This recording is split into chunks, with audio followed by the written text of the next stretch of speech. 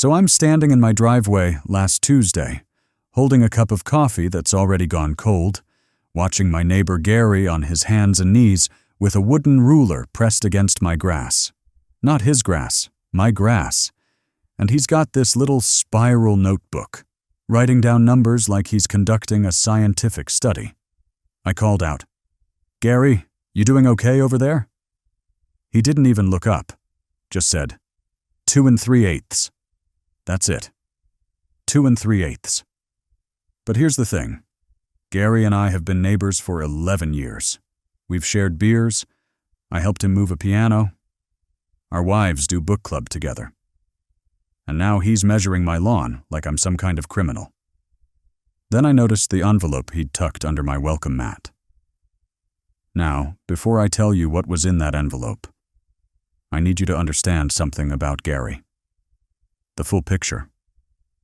Because Gary isn't just some random neighbor who woke up one Tuesday and decided to audit my property. Gary is a particular kind of person. The kind of person who irons his jeans. I've seen him do it. Through his garage window. On a Sunday morning. The man irons denim. His garage, by the way, is a thing of beauty, if you're into that sort of thing. Every single tool hanging on a pegboard with the outline drawn behind it in permanent marker, so you know exactly where the hammer goes, exactly where the screwdriver set sits, exactly where the tape measure lives. The outlines are color-coded, I should mention. Blue for measuring tools, red for cutting tools, yellow for fastening tools. He explained the system to me once when I borrowed his drill, a transaction that required me to sign an actual checkout sheet, and I nodded along for 15 minutes while my brain slowly melted. He's got labels, little white labels, printed from one of those label makers, not handwritten, because handwriting could be inconsistent. The label maker ensures uniformity. Everything uniform. Everything consistent. I know all this because Gary told me once during a conversation I didn't ask to have about garage organization systems. Actually, that conversation is worth mentioning because it explains a lot about Gary. It was maybe 3 years ago, I'd come over to return the drill, and I made the mistake, the critical error, of saying, "Nice garage." That's all I said. Nice garage. 2 words. What followed was a 45-minute tour of his organizational philosophy. He showed me the tool wall. He showed me the storage bins, which are sorted by contents and labeled on 3 sides so you can identify them from any angle. He showed me his workbench, which has a built-in power strip with individually switched outlets so he can control exactly which tools have power at any given time. He showed me the lighting system, which he'd installed himself, positioned to eliminate shadows in the primary work zones. At one point he said, and I remember this clearly, "A disorganized space leads to a disorganized mind." I said, "That's true." I didn't know what else to say. My own garage has a lawnmower, 3 broken camping chairs I keep meaning to throw away, and a box of Christmas lights that may or may not work. My garage is where things go to await their final judgment. But Gary's garage is a temple, a shrine to order. And if you understand that about Gary, you start to understand why he might think it's reasonable to measure a neighbor's lawn with a ruler and leave a formal notice about it. His lawn? Immaculate. We're talking golf course green, edges so sharp they look like they could slice bread, perfectly parallel mowing lines that never overlap, never deviate, never show a single missed stripe. The man owns 3 different lawnmowers. 3.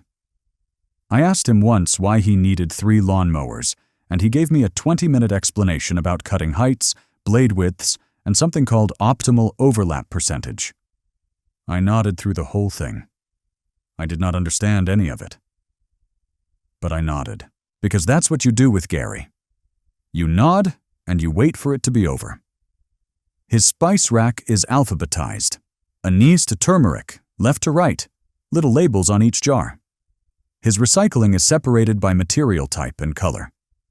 His Christmas lights go up on November 15th, same day every year, same pattern, same extension cord routed through the same bushes in the same direction. Gary is consistent. Gary is thorough. Gary is the kind of guy who makes you feel like you're doing life wrong just by existing near him. And here's the thing. I don't hate Gary. That's the complicated part. He's not a bad guy. He helped me jump my car last winter when the battery died. He let us use his snowblower that one year when ours broke. He brought over cookies when our daughter was born, store-bought but arranged nicely on a plate. Gary isn't malicious. He's just Gary. And sometimes being Gary means you end up on your hands and knees with a wooden ruler measuring another man's grass while that man stands in his driveway trying to figure out if this is actually happening. Me? Let me tell you about my approach to lawn care. I mow when I remember.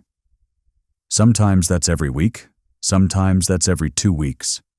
Sometimes I look out the window and think,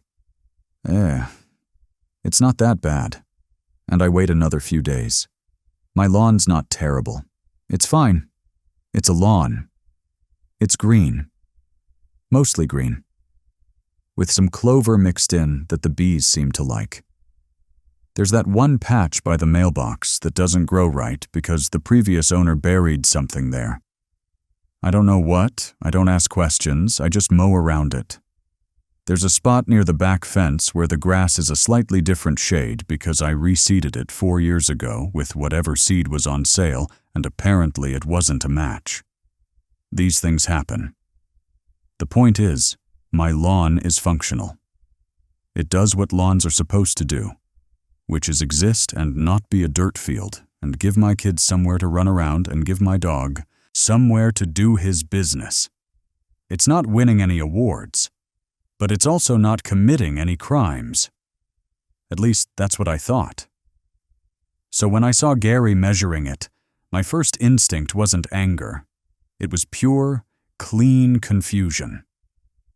Like if you walked into your kitchen and found your accountant reorganizing your pantry. You'd just stand there, right? Trying to process. Trying to figure out what sequence of events led to this moment. I picked up the envelope from under the welcome mat. Plain white. My name written on the front in Gary's handwriting, which, by the way, looks like a font. Like he practiced it until it was perfect, and now that's just how he writes. Consistent, uniform. Probably the same handwriting he had in 4th grade because why would you ever change something once you've optimized it? I flipped it open. Inside was a single sheet of paper, folded in precise thirds. You could tell he'd measured the folds, with a table on it. A table, with columns and rows and data. The columns were labeled date, section, height, inches, and variance from standard. He'd divided my lawn into sections, A through F, marked on a little diagram at the top, and he'd been measuring them. For 2 months. Hold on, my coffee's completely cold now. I keep forgetting I'm holding it. No chance of a second cup from my wife today. She's already given me the look twice this morning. You're going to talk about the lawn thing again, aren't you? Look. We've been married long enough that I know what all the looks mean. Right. The table. The data. 2 months of measurements. Recorded with the kind of precision you'd expect from a scientific study. Weekly readings for each section. Height in inches, measured to the 1/8. And section C, the part nearest Gary's property line, was highlighted in yellow. Not a single cell, but the whole column. Consistently yellow, consistently flagged. The note at the bottom said, and I'm quoting this exactly because I've read it, approximately 47 times since Tuesday. Municipal Code 4.12.3 specifies residential turf height not to exceed 4 inches. Section C has consistently exceeded this threshold over the measurement period, averaging 4.6 inches with a peak of 5.2 inches on October 3rd.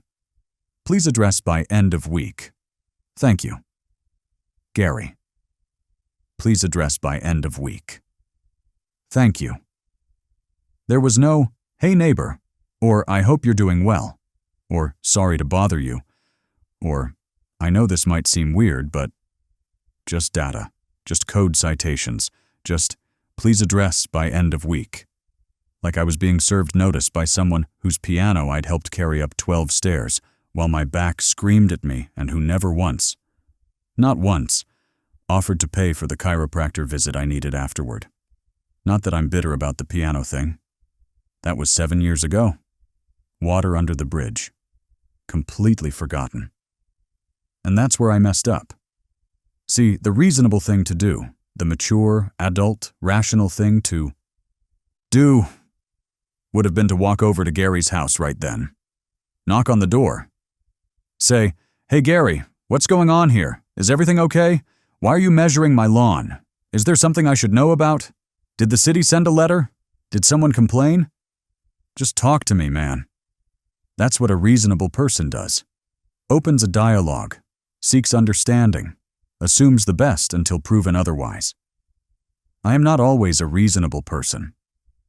What I did instead was go inside, close the door, sit down at my computer, and spend the next 3 hours researching Municipal Code 4.12.3. I found it. I read it. I read the whole Municipal Code, actually, or at least the sections related to residential property maintenance, which turns out to be surprisingly extensive. Did you know there are regulations about mailbox height, about fence materials, about the acceptable colors for house trim in certain zoning districts? I didn't. Now I do. I know way too much about municipal codes now. This is what Gary did to me. I printed out the full text of Code 4.12.3. I highlighted sections. I cross-referenced it with neighboring codes. I looked up legal precedents. I found a case from 2014 where a homeowner successfully challenged a violation notice on procedural grounds, and that's when I found it. The clause. The beautiful, glorious clause that made my heart sing. Measurements, according to this clause, must be taken by a licensed city inspector during daylight hours with proper calibration equipment that meets municipal standards. There was a whole list of requirements. The equipment had to be certified. The inspector had to be trained. There were forms involved. A wooden ruler from Gary's garage, wielded by a man in khaki shorts at 7:45 in the morning. Not proper calibration equipment. Not even close. His measurements were inadmissible. Legally meaningless. Gary had no standing to cite Municipal Code 4.12.3 because Gary was not a licensed city inspector with certified equipment, following proper measurement protocols. I was giddy. Actually giddy. Like a kid who just found a loophole in the classroom rules. My wife walked in around hour 2 of this research binge. She stood in the doorway of the home office, which is really just a desk in the corner of the bedroom, let's not pretend, and said, "What are you doing?" I said, "Legal research." She said, "About what?" I said, "The lawn." She stared at me for about 5 seconds, long enough for me to see her process what I'd said, realize what it meant, decide whether to engage, and ultimately choose not to. She made a sound, kind of a sigh, kind of a laugh, kind of a "why did I marry this person?" Exhale. Then she walked out. Didn't say another word. She's smart. She knew where this was going, and she wanted no part of it. By that evening, I had drafted a response letter. 3 pages, single-spaced, formal tone, citations included, properly formatted in legal citation style, which I had to look up. I used the phrase "pursuant to" twice. I used "hereinafter" once. I may have used "whereas" in a context that didn't totally make sense, but it sounded official, and that's what mattered. The letter explained, in detailed and excessively thorough language, the following points. 1. That Gary's measurements were procedurally inadmissible under the enforcement standards outlined in Municipal Code, Section 4.12, subsection 7, paragraph C, which I quoted in full. 2. That his interpretation of Code 4.12.3 was overly broad and failed to account for the variance tolerances established in the 2019 amendment, which allowed for reasonable seasonal fluctuation in turf height during periods of above-average rainfall, which we had experienced in September. 3. That Section C of my lawn, when properly measured by certified equipment, which I noted I would be happy to arrange through the city, would likely fall within acceptable parameters when accounting for natural growth variation, species-specific optimal heights, and the reasonable seasonal fluctuation provision. 4. That any future unsolicited property inspections conducted without my express written consent would be considered unauthorized entry and potential trespassing under state property law, which I cited with case references. 5. And this was the kicker, that I reserved the right to file a formal complaint regarding harassment through improper use of municipal code citations for non-enforcement purposes. I printed the letter on nice paper, cream-colored, heavy stock, the kind of paper that says I am serious about this, and also I went to Staples specifically to buy this paper. I put it in an envelope that matched. I sealed it with one of those little gold stickers because I happened to have them from Christmas card season, and it felt appropriate. Then I walked it over to Gary's mailbox at 10 p.m. because I absolutely did not want to actually see him face to face. And look, I know what you're thinking. You're thinking, this is insane. You're being insane. Just mow the lawn. Mow Section C. It takes 10 minutes. This didn't need to be a thing. And you're right. You're completely right. I knew you were right even as I was doing it. My wife said the same thing, except she said it 4 times over the course of the evening with increasing volume and decreasing patience. But there's something that happens when someone comes at you with a clipboard and data and municipal codes. Something primal. Something that bypasses the rational brain and goes straight to the, oh, so that's how it's going to be brain. You stop thinking about the lawn. You start thinking about the principle. The principle of the thing. The principle of a man measuring another man's grass with a ruler and leaving a formal citation-style notice when that man has helped him move a piano, has shared beers with him, has waved across the driveway 1,000 times, has said, looks like rain, and how about that game, and all the other meaningless neighborly things you say. That's the brain I was operating with. The principal brain. Which, in hindsight, is not the best brain for making decisions. What I didn't realize yet was that Gary was going to escalate. Oh, am I talking too loud? I feel like I'm getting worked up again just telling this. My wife's probably in the other room rolling her eyes right now. Let me take a breath. Okay. So 2 days go by. I don't hear anything from Gary. His house is quiet. His lawn is perfect. As always. He mows on Tuesday afternoon, same as every week, same pattern, same immaculate lines. I watch from my kitchen window. Not because I'm obsessing, but because the window is right there and I have eyes. He doesn't look at my house, doesn't acknowledge me when I wave. Just mows. Finishes. Goes inside. The blinds in his front window stay closed. I start to think maybe that's it. Maybe he read my letter, realized he'd overstepped, and decided to let it go. Maybe we'd have an awkward few weeks, and then things would go back to normal. These things happen between neighbors. You have a weird moment. You move past it. You go back to talking about weather and trash pickup schedules. Then I came home from work on Thursday to find the flag, a small orange flag, the surveyor kind, the kind they plant before they dig up utility lines. Bright orange plastic, about 6 inches tall, stuck right in the middle of Section C of my lawn. Just standing there in the afternoon sun like a tiny declaration of war. I stared at it. I stared at it for a long time. There was no note this time. Just the flag. Just that bright orange plastic catching the light. I looked over at Gary's house. The blinds moved. Not a lot. Just a little. Just enough for someone to be watching. And that's when I realized Gary had read my letter. He'd understood every word. And he'd decided that if I was going to go legal on him, he was going to go visual on me. The flag wasn't a measurement. It wasn't a citation. It was a statement. I see your 3-page letter, and I raise you 1 orange flag statement. I should have laughed. I should have pulled up the flag, thrown it away, mowed Section C, and moved on. That's what a mature adult would do. Instead, I got in my car, drove to the hardware store, and bought my own surveyor flags. They only sold them in packs of 50. 50 flags. I didn't need 50 flags. I needed 1, maybe 2. But they only sold them in packs.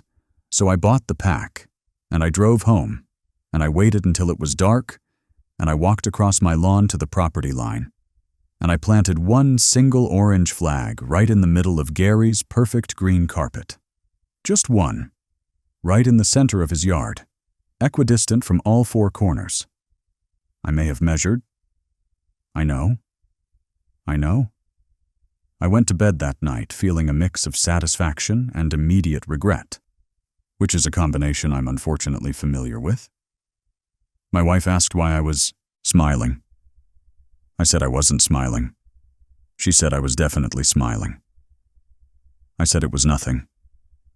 She said, "You did something." I said, "Good night, honey." The next morning I woke up early. Earlier than usual. Couldn't sleep properly anyway.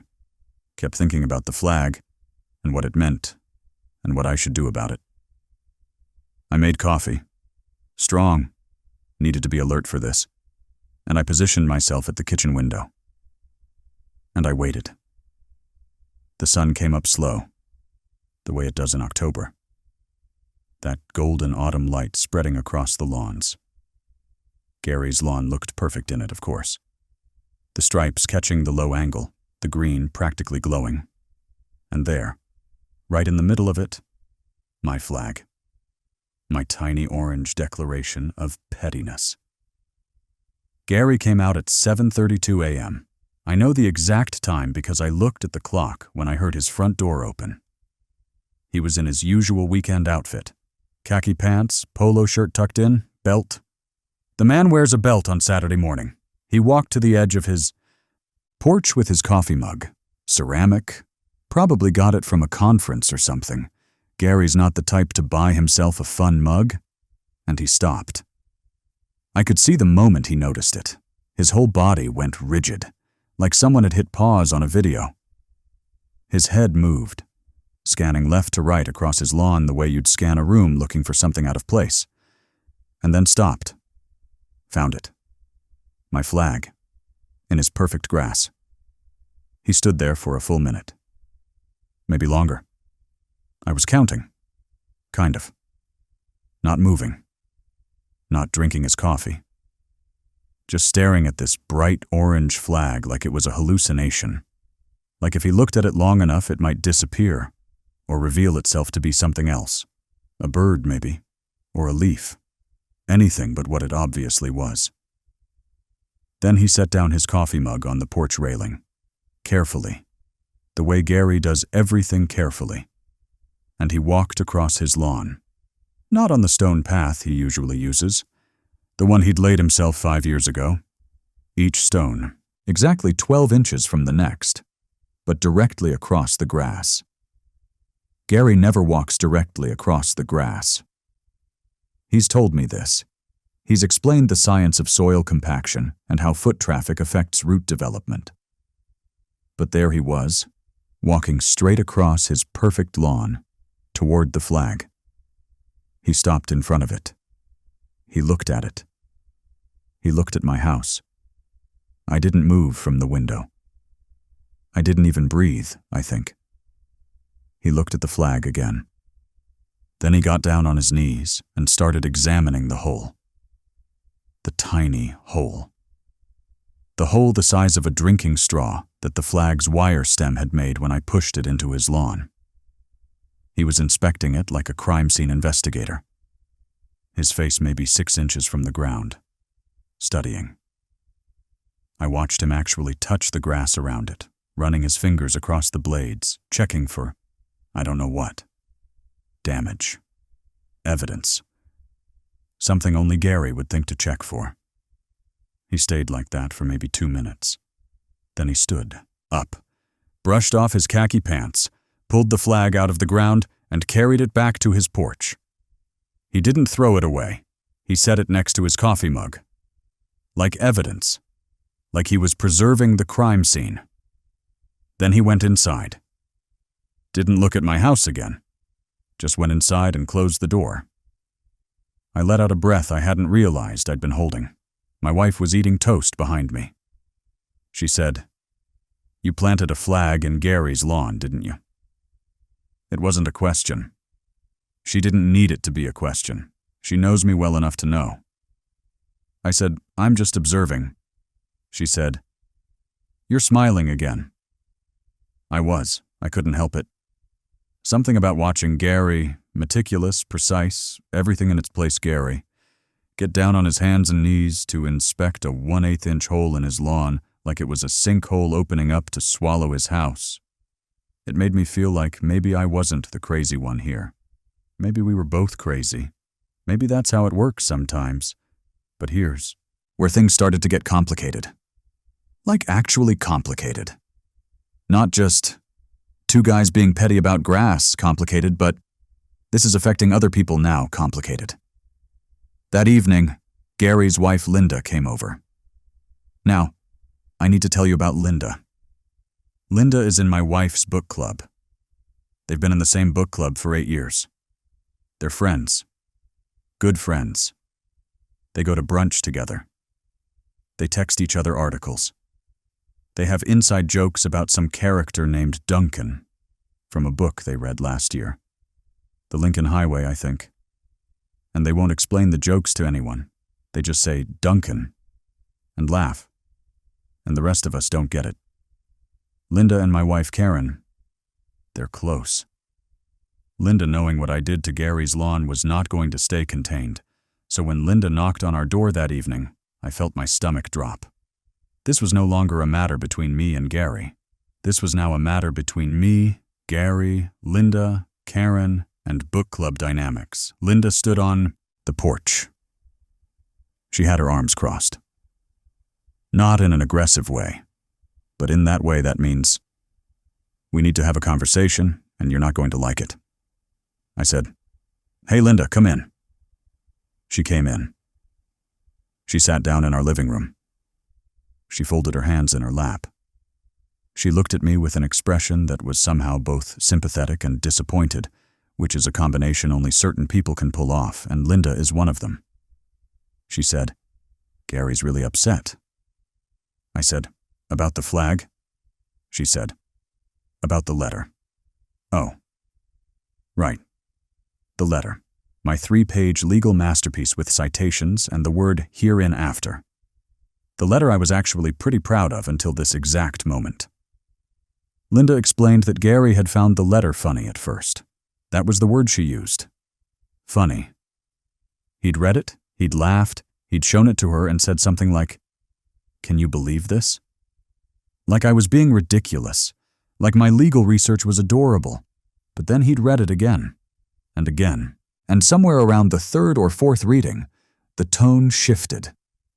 Specifically, Linda said, the part about unsolicited property inspections being considered unauthorized entry and potential trespassing had really gotten to him. He'd interpreted it as me saying he wasn't welcome on my property anymore, that our 11 years of neighborly coexistence had been revoked over a lawn dispute, which, to be fair, in the context of him measuring my grass with a ruler without asking, wasn't entirely inaccurate. But when you say it out loud to a man's wife, in your living room, while your own wife is standing in the kitchen doorway listening with an expression you're going to hear about later, it sounds harsh. It sounds like something a person without social skills would write. It sounds like the kind of thing that ends neighborhood relationships permanently. "He was just trying to help," Linda said. "He thought you might not know about the code. He thought, and I know this sounds weird, he thought he was being a good neighbor by letting you know before the city found out. I didn't know what to say to that.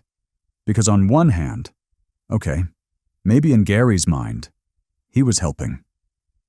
Maybe in Gary's world, where everything is measured and documented and organized, alerting someone to a potential code violation is a kindness, a heads up, a warning from a friend. On the other hand, who helps someone by measuring their lawn for 2 months, creating a spreadsheet, and leaving a formal notice citing municipal codes? That's not help. That's an audit. That's the IRS showing up at your door, except instead of taxes, it's grass.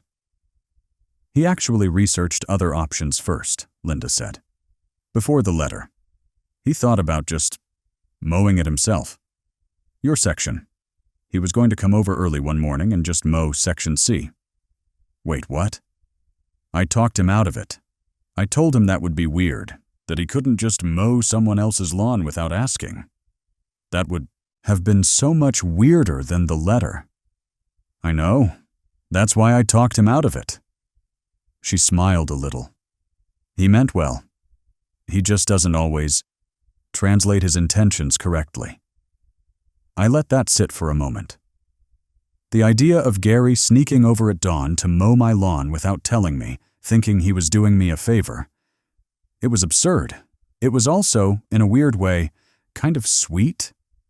If you squinted at it from the right angle. I said, Linda, I appreciate that. But why didn't he just knock on my door and say something?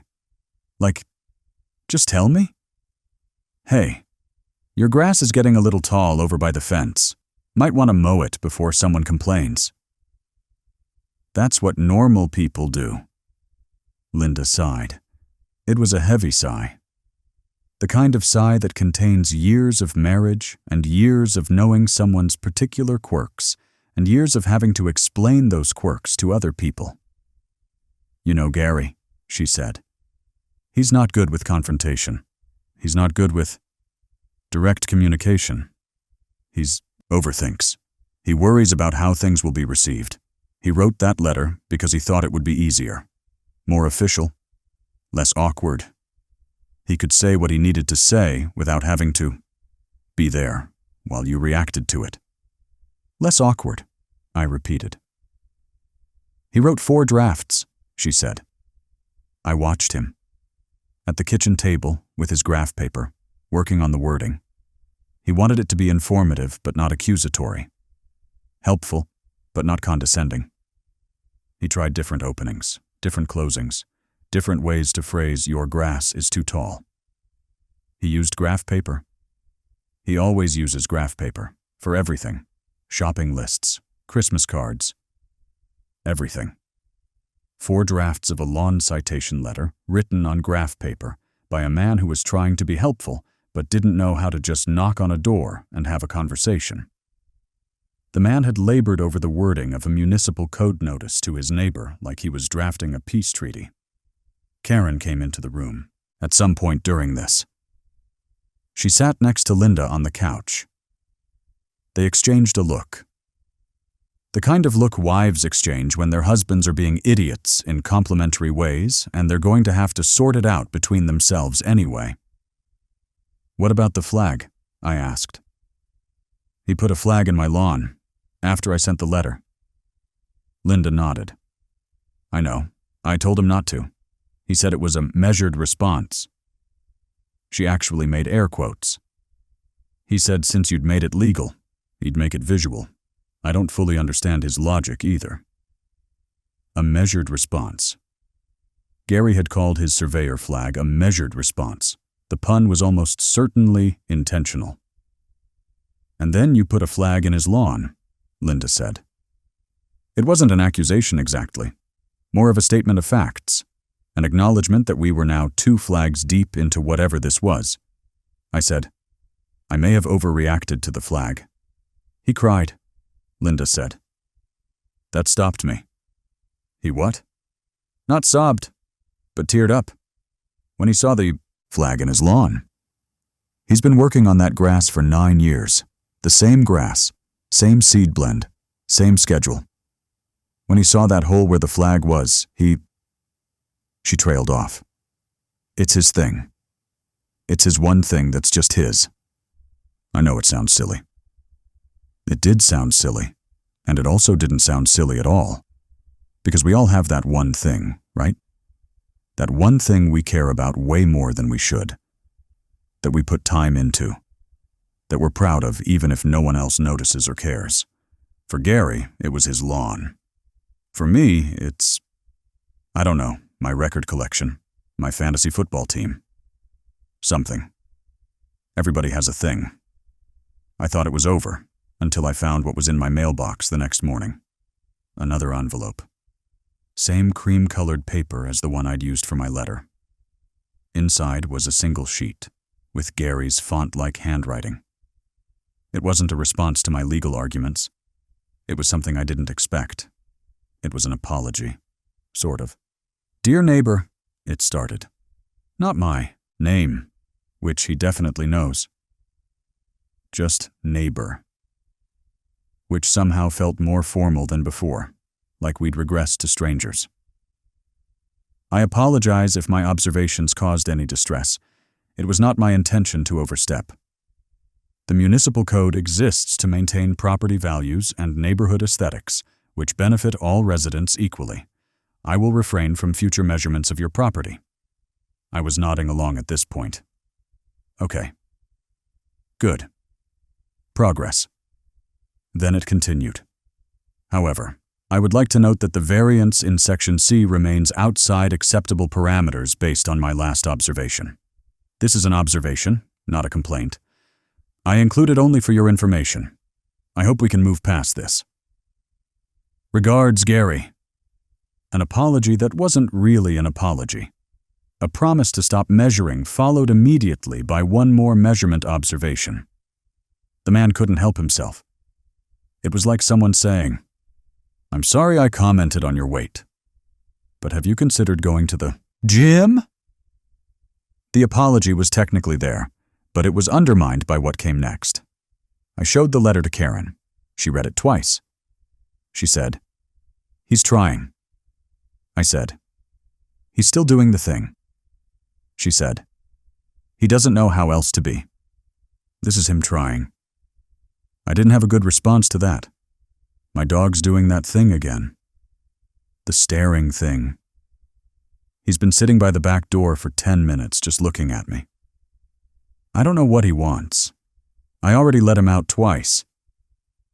I think he just likes to watch me get worked up. Dogs are weird like that. Anyway, the semi-apology letter. I had a decision to make, and I made one. A bad one, probably, but a decision nonetheless. I was going to fix Section C. Not because Gary told me to. Not because of Municipal Code 4.12.3. Not because Linda's visit had guilted me or because Karen's pointed silences had shamed me. But because I wanted to prove a point. I wanted Section C to be so perfect, so immaculate, so golf course level pristine, that Gary would have nothing to measure, nothing to observe, nothing to note. I wanted to take away his data. I drove to the garden center. The big one out on Route 9 that has everything. I walked in, not really knowing what I was looking for, and I walked out 2 hours later, having spent $247 on stuff I'd never heard of 3 hours before. Let me tell you about the garden center experience, because it's its own thing. I walked in, looking for grass seed. Simple request, right? Grass seed.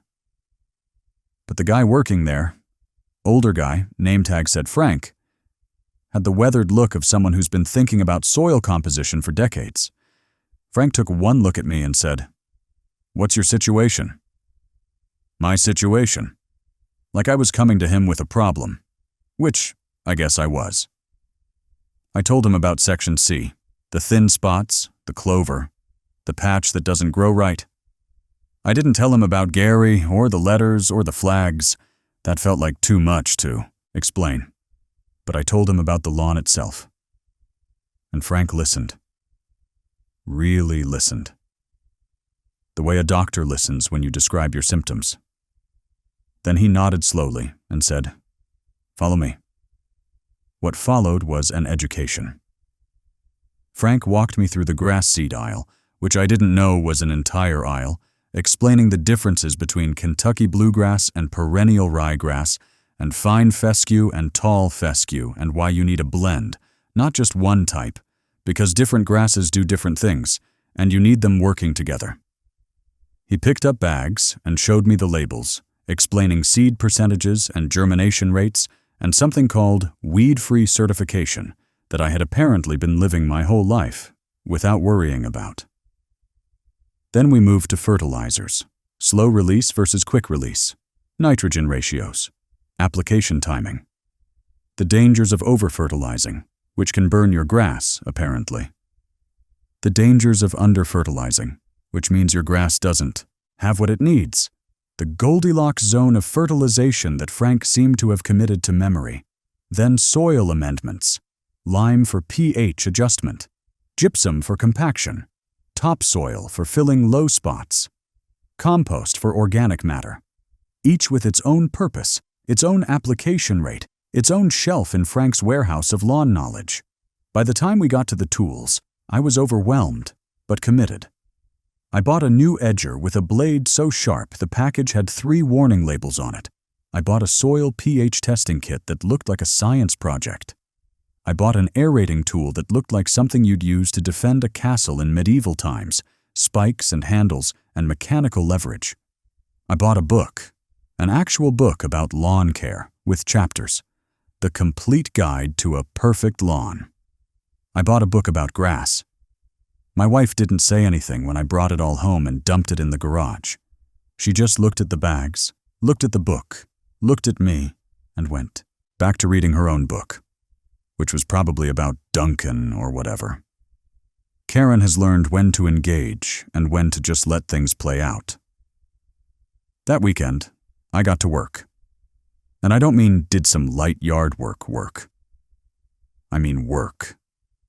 I was out there at 7 a.m. Saturday, earlier than Gary usually starts, which I'm not going to pretend wasn't intentional, and I began the transformation of Section C. First, I tested the soil pH. This involved mixing soil with water and adding drops from little vials and comparing colors to a chart. Very scientific. The result? 6.3. The book said optimal was between 6 and 7, so I was in range, but I added some lime anyway because the book suggested it for clay-heavy soil, and I'd bought the lime so I might as well use it. Sprinkled it across Section C like I was seasoning an enormous steak. Then I aerated. Now, do you know what aerating actually involves? It's stabbing your lawn repeatedly with a tool that pulls out little plugs of dirt and deposits them on the surface. The plugs just sit there, little dirt cores everywhere, like your lawn developed a skin condition. It looks absolutely insane while you're doing it, like you're committing violence against your own property. But apparently it helps the roots breathe or get water or something. Frank had been very emphatic about aeration, so I aerated Section C until my arms hurt.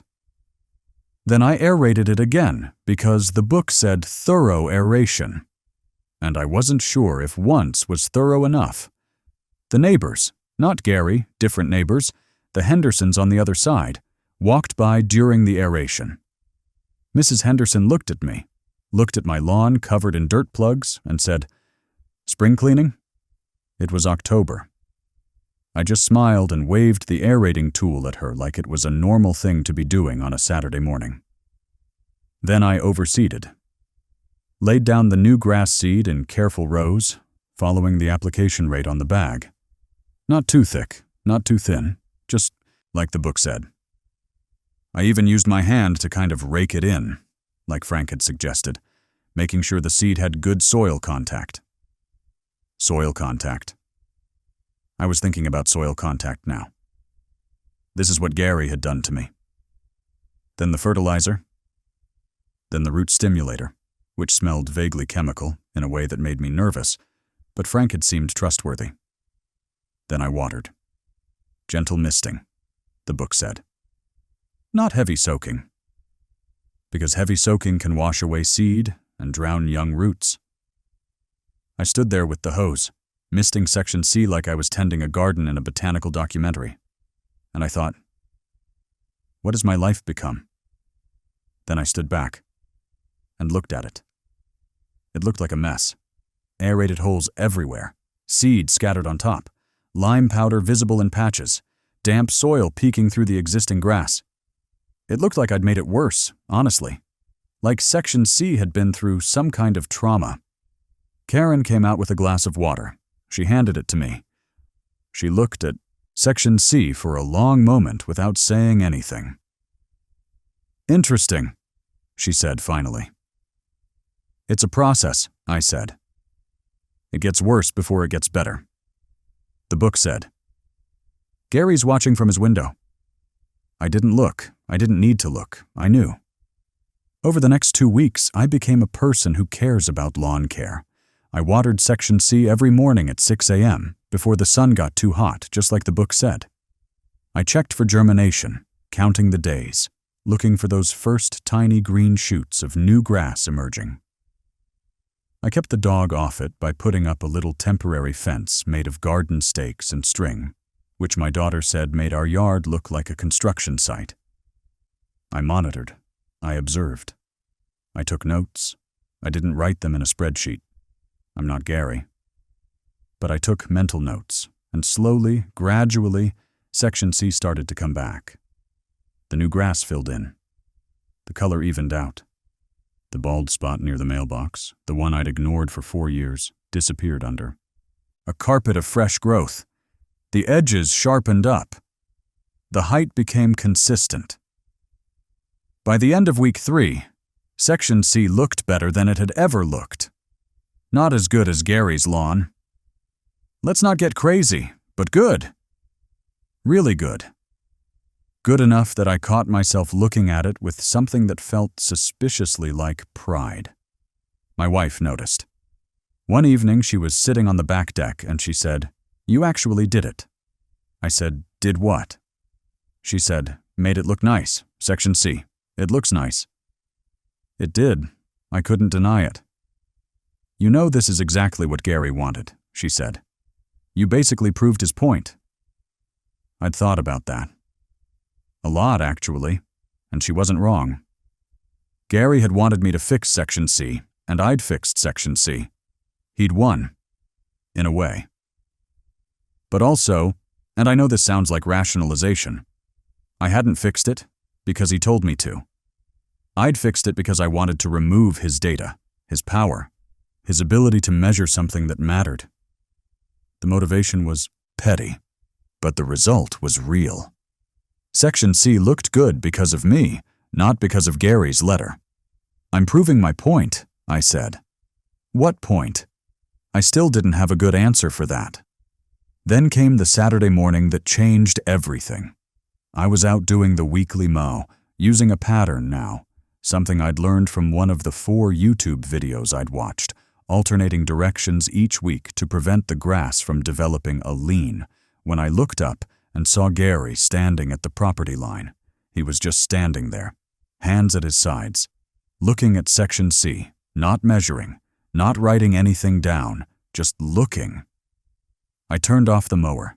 The sudden silence was loud, the way silence is when you've been listening to an engine for half an hour. Gary raised a hand. A wave, but tentative. I walked over. Slowly. We hadn't spoken since the Linda visit. We hadn't really even made eye contact except for that one time I caught him watching from his window, and I'd quickly looked away. We stood there, on either side of the property line, 2 middle-aged men who had somehow gotten into a documented dispute about grass. Gary spoke first. "Looks good," I said. "Thanks." He said, "Section C especially." I said, "I know." More silence. A car drove by. A kid somewhere was yelling about something. Normal neighborhood sounds. Gary shifted his weight from one foot to the other. He was holding something behind his back, I realized. His hands weren't at his sides. One was behind him, gripping something.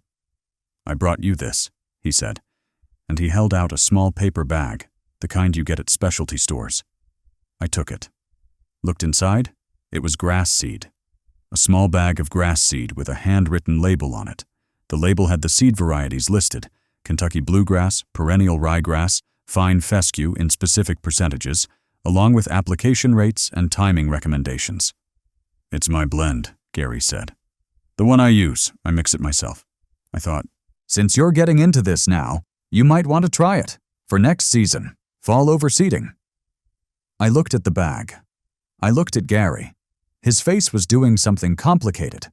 Hope, maybe, or nervousness, or the particular discomfort of a man who doesn't know how to apologize directly. So he does it through grass seed. "I'm sorry," he said. "About the measurements, and the letters, and the flag." Linda told me how it came across. I wasn't trying to be. He paused, searching for the word. "I just notice things. Numbers, patterns, discrepancies. It's how my brain works. I didn't mean to make you feel like I was attacking you. I thought I was helping. I realize now that's not how it seemed." It was the most words I'd ever heard Gary say at once. Usually he communicates in facts, data points, brief observations about weather or lawn equipment or the inconsistent timing of the mail delivery. This was different. This was Gary trying. I said, "I'm sorry too, about the flag and my letter. The pursuant to stuff was a bit much." He almost smiled. "It was very thorough. I may have overdone the research. The citations were accurate. I checked." Of course he checked. "The handwriting was good too," he added. "Very consistent." I couldn't tell if that was a joke. With Gary, you never can. We stood there for another moment, and then Gary said something that surprised me. "You want to come over? I can show you the mowing pattern I use. It's a double spiral, reduces overlap by 32%, and gives a cleaner stripe." Now, a week earlier, I would have said no.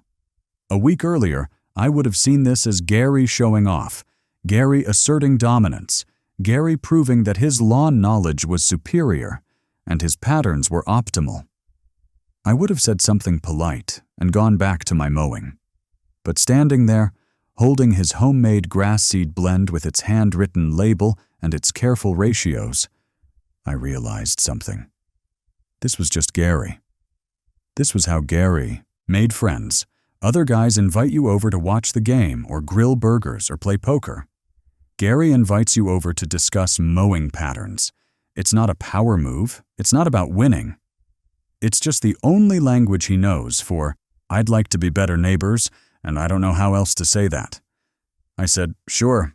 Let me put away the mower." "Hold on, it just started raining. Can you hear that?" Of course it did. The one day I was planning to finish the mowing, it rains. This is my life. Where was I? Right. Gary's lawn tour. So I went over there, and for the next hour, it might have been longer, I lost track. Gary walked me through his entire lawn care operation. We started with the mowing pattern. He'd actually diagrammed it, had it printed out and laminated, hanging in his garage. The double spiral starts from the outer edge, works inward in concentric rectangles, then spirals out in a different direction. It sounds complicated, and it is, but once he explained it with the diagram, I kinda got it. Then he showed me the aeration schedule. He aerates twice a year, spring and fall, on specific dates based on soil temperature. He has a thermometer for this. Of course he does. He showed me where he keeps the thermometer, hanging on the pegboard with its outline drawn behind it, and explained the ideal temperature range for aeration, between 55 and 65 degrees Fahrenheit, in case you're wondering. Then came the spreadsheet. And yes, there was a spreadsheet. A massive one, printed out and kept in a 3-ring binder with labeled dividers. Years of data. Rainfall totals, growth rates, fertilizer applications, overseeding dates, thatch density measurements, which I still don't fully understand but apparently matter, soil test results, pH levels over time. The man had charts, graphs, trend lines. "Is this all just for your lawn?" I asked. "What else would it be for?" "Fair point. He had a folder for each section of his lawn, too, I noticed. Sections A through H. His lawn had more sections than mine because his lawn is bigger, and also because Gary is Gary. Each folder had the historical data for that section, going back to 2017 when he started keeping detailed records. What happened in 2017? I asked. That's when I got serious, he said. I didn't ask what not serious Gary lawn care looked like. I wasn't sure I wanted to know. We ended up in his garage, which did look like a hardware store display, even more impressive in person than through the window, sitting on folding chairs, drinking beers that Gary pulled from a mini fridge he keeps out there specifically for this purpose. The fridge was labeled. It said Garage Beverages on a little label maker tag. We talked about lawns for a while longer, but then we started talking about other things. Work. Gary's an actuary, which I'd never actually known, but explains absolutely everything about him. Our kids, the neighborhood, the guy 3 houses down who never takes his Christmas decorations off his roof, and Gary's detailed theory about why. We talked about the piano, the one I helped him move 7 years ago. I mentioned casually that my back had hurt for weeks afterward. Gary got quiet. Then he said, "Mine too. I threw it out. 3 weeks, couldn't even tie my shoes. I felt terrible that you'd helped me, and I couldn't even say thank you properly because I was lying on my couch taking ibuprofen. Why didn't you say something?" Didn't want to seem ungrateful or weak. You'd helped me. I didn't want you to think your help had hurt me. 11 years of being neighbors, and we'd never actually talked like this. Not really. We'd waved from driveways. We'd commented on weather. We'd stood next to each other at block parties without actually conversing. But we'd never just sat and talked about real things, about how our backs hurt, about why we do the weird things we do, about what's actually going on behind the perfect lawns and the alphabetized spices and the 3-page legal letters. That's the thing about neighbors. You assume you know them because you see them every day. You know what car they drive. You know what time they leave for work. Gary leaves at 7:45 a.m., same time every day, even though he's an actuary and could probably work from home if he wanted to. You know whether they take their trash out on Tuesday or Wednesday. You know the surface stuff, the observable stuff. The stuff you can't help but notice when someone lives 20 feet from your kitchen window.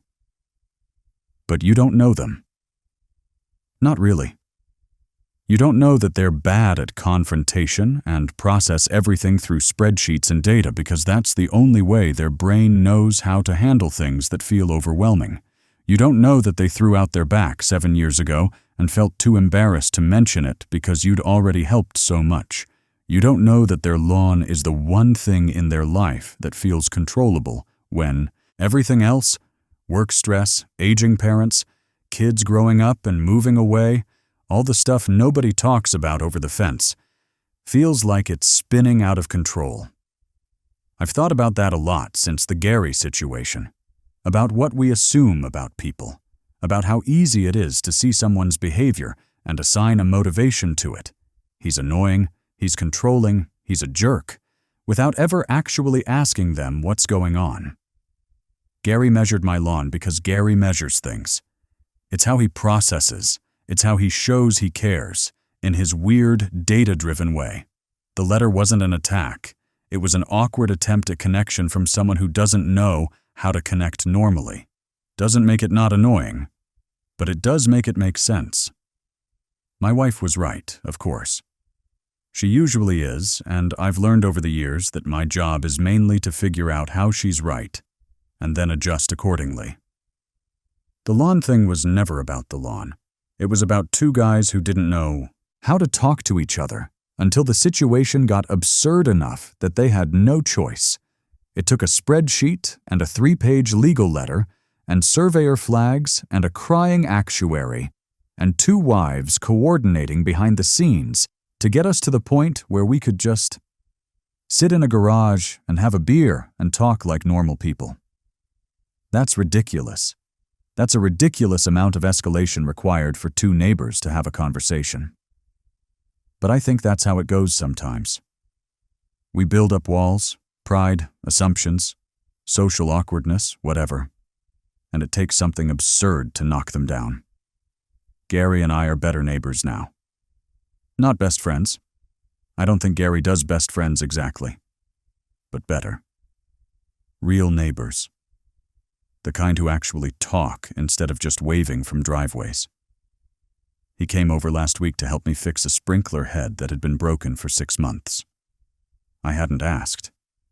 He just saw me struggling with it through his window and walked over with a wrench and a replacement part he happened to have because of course he had spare sprinkler parts organized by size in a labeled bin.